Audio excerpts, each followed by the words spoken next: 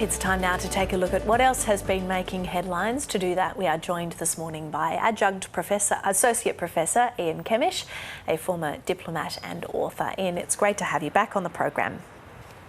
Great to be with you. Let's start off with the election results coming out of Fiji, and at the moment there's no clear front runner, no clear winner, or no person who will be able to form a majority. So will it now be a battle as to who can form a coalition?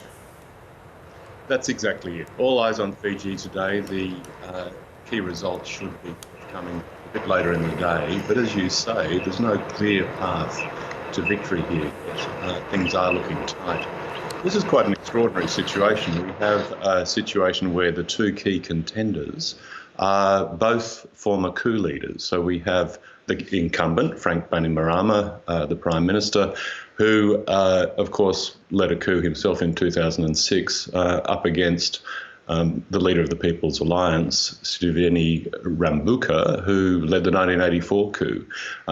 Quite an extraordinary situation, and both will be looking for support from the Social Democratic Liberal Party to try and get them over that line, get them beyond 50%. If there is a transition of power here in Fiji, it will be the first time in Fiji's history as an independent country. So we're all holding our breath a little bit here because, of course, we would like to see democracy prevail.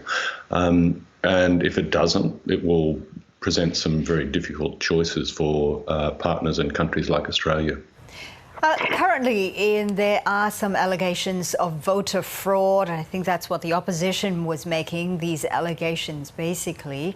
Now, if Australia was to find that, yes, perhaps there was some voter fraud, and if Australia was to reject the ultimate winner, I suppose, of this election, what does that do for bilateral relations? Look, as I say, that is a difficult scenario to contemplate. Back in 2006, we adopted, Australia that is, a condemnatory approach. We introduced military sanctions when the coup took place. We imposed restrictions on trade, and we imposed restrictions on travel by people who were involved. That inevitably led the government of Fiji to look more to China as a partner. China was not taking the kind of approach that we took, of course. Now you shoot forward by whatever it is, 17 years, and the environment is so much more heavily charged. The geostrategic competition is much stronger, and for Australia to, in that sort of situation, to distance itself from Fiji could well provide a free kick to China.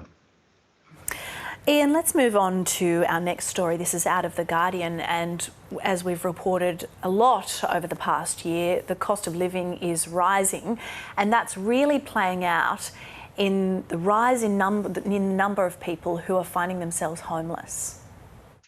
Isn't it extraordinary that even gainful employment in this country is no longer a guarantee of a roof over your head? There's been some really interesting reporting in the course of the last weeks by The Guardian and others about the working homeless. Now, there are people from, Margaret River to Bega to Byron Bay who are living in tents and caravan parks and who are fronting up to work every day. They should be able to afford their own home.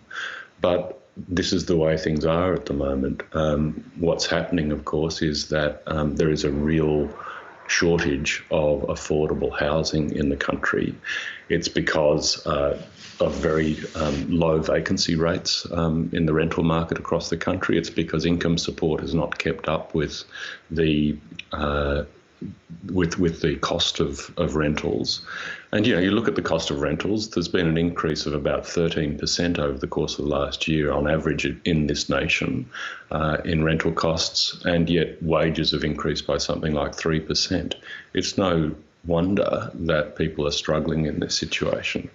And, you know, I do some work in the homelessness sector here in Brisbane, and we see that as directly a downstream effect of the rental crisis that many Australians are experiencing. It's a worrying phenomenon, and none of us want to go to a situation like the United States, where in many states you see these extraordinary encampment sites where people are living in tents and caravans alongside the biggest cities of the country. Yeah, it really is quite shocking. I mean, this, the article talks about the number of Australians experiencing homelessness has grown by 13% over the past 4 years. It really is very shocking. Ian, we want to move on to the next article, and this is from the Weekend Australian, talking about how Japan has now doubled its defence spending. It's sort of understandable given the threat coming from China and the rising power of China in the region as well. Just tapping on your work in the diplomacy circles, is there a role here that Australia can perhaps play in terms of trying to deal with the tensions in this part of the world?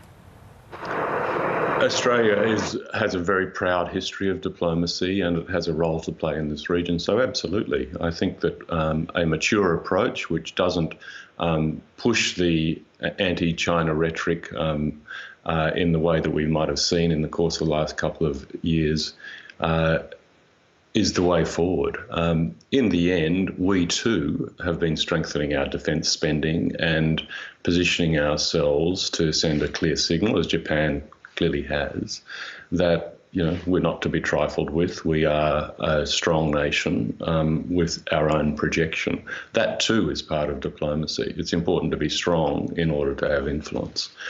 And I think in the Japanese case, this is a real sign of global change. You have a country that, because of the lessons it learnt and the self-reflection from the Second World War, that has had a pacifist constitution and real limitations on its military spending until now, deciding to effectively double its defence spending over the next 5 years and arm up.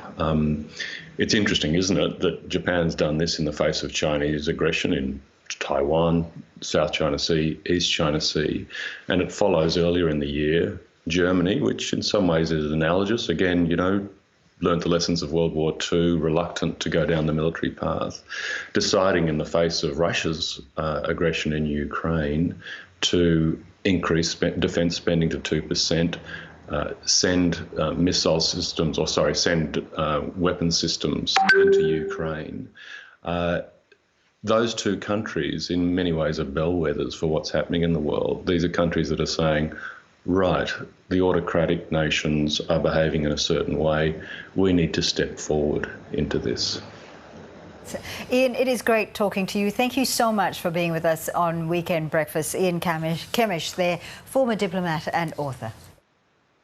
Thank you.